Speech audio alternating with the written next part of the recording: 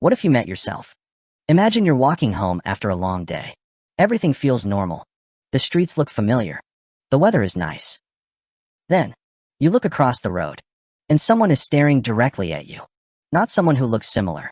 Not your twin. Not your sibling. It's you. Same face. Same voice. Same clothes. Same memories. Same personality. The only difference: neither of you knows who the real one is. What would happen? Would you become best friends? Would you trust yourself? Or would meeting yourself slowly become the most uncomfortable experience of your life? It sounds like science fiction, but this strange thought experiment reveals some fascinating truths about human psychology. Let's find out. At first, meeting yourself would probably be shocking. Your brain is incredibly good at recognizing faces, especially your own. Imagine looking into someone else's eyes and seeing your own face staring back. Most people would probably think they were dreaming, or hallucinating, or maybe having a medical emergency. Your brain simply isn't built for this situation. But let's say you quickly realize this is actually another version of you. Now comes the obvious question. Would you like yourself? Most people immediately answer, of course. But psychologists aren't so sure. Think about your closest friends. You probably like them because they're different from you. Maybe they're funnier, more confident, calmer, or more adventurous.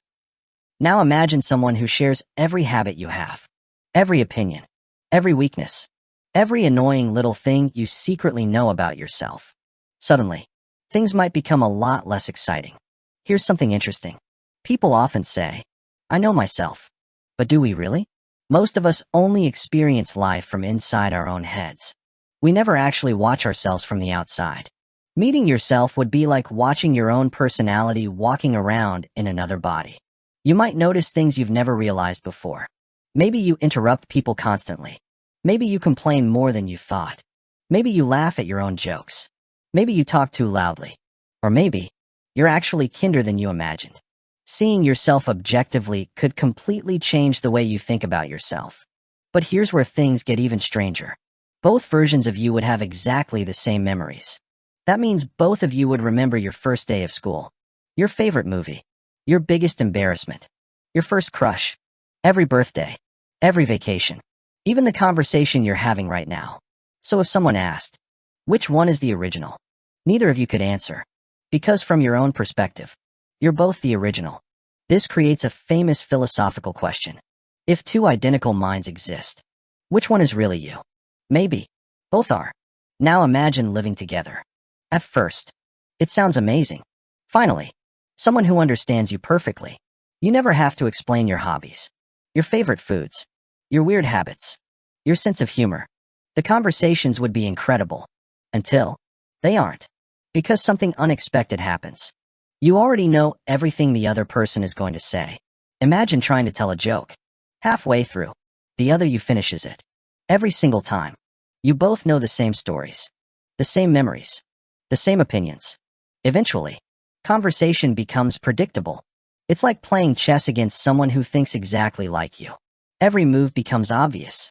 In fact, chess computers often end in draws when they're equally matched. Maybe human conversations would too. Here's another problem. Arguments. People assume you'd never argue with yourself. But think about it. Have you ever argued inside your own head? Almost everyone has. Part of you wants pizza. Another part wants to save money. Part of you wants to sleep. Another part wants to stay up watching videos. Your brain already debates with itself every day. Now imagine those debates happening out loud. There would probably be plenty of disagreements. Especially over one thing.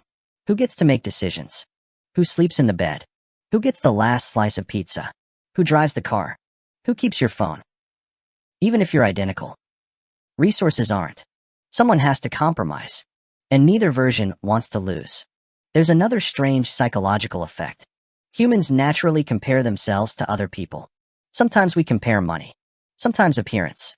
Sometimes intelligence. But meeting yourself creates the ultimate comparison. What if the other version starts exercising more? Gets a better job? Learns a new language faster? Even though you're almost identical, tiny differences would slowly appear. And before long, you might become competitive. Imagine losing a race. To yourself. That would feel surprisingly frustrating. But there are also huge advantages. Need help studying? Your other self already knows exactly how your brain learns. Need advice? Who understands your problems better than you? Need motivation? Nobody knows exactly what to say better than someone with your own memories. In many ways, your duplicate might become the perfect life coach, or the perfect business partner, or the perfect teammate. Think about all the work you could finish. One of you cooks, the other cleans. One studies, the other exercises. One edits videos, the other writes scripts. Life suddenly becomes much more efficient. Until someone asks, who gets the credit? Imagine creating an incredible invention. Who becomes famous? Both? Only one? Things become legally complicated very quickly. Now let's think about something emotional. Would your family know which one is which? Your parents? Your friends? Your partner? If both versions have identical memories, they'd both hug your mother exactly the same way. They'd both remember family vacations, inside jokes, favorite songs, everything. From your family's perspective, they're both you. That's both beautiful and a little terrifying. Now imagine saying goodbye. After spending weeks together, you have to leave. Would it feel like losing your best friend? Or losing part of yourself? Maybe both. Because nobody has ever understood you as completely as you. Here's the biggest lesson from this thought experiment. Meeting yourself might finally answer one question we all secretly wonder. What am I really like? Not the version you imagine. Not the version you hope people see. The real version. Sometimes we're much kinder than we think. Sometimes we're funnier. Sometimes we're more awkward. Sometimes we're more selfish. Meeting yourself would remove all the excuses. You'd finally see your habits, your strengths, and your flaws from the outside. And that might be the most valuable part of the whole experience. Because maybe the hardest person to truly understand isn't a stranger, isn't your best friend, isn't your family. It's yourself. So, if you really met yourself tomorrow, would you become friends? Would you become rivals? Or would you finally discover who you really are? It's a strange question, but maybe that's exactly why it's so fascinating. After all, we spend our entire lives living with ourselves. Yet most of us never truly stop to ask, would I actually like me? We invite you to subscribe and watch some of our previous videos. What did ancient humans do all day before jobs existed? How did ancient humans have privacy without bedrooms? Why does time feel faster as you age? Why do we remember cringe moments forever? What if spiders were the size of dogs? Thank you, and see you in the next video.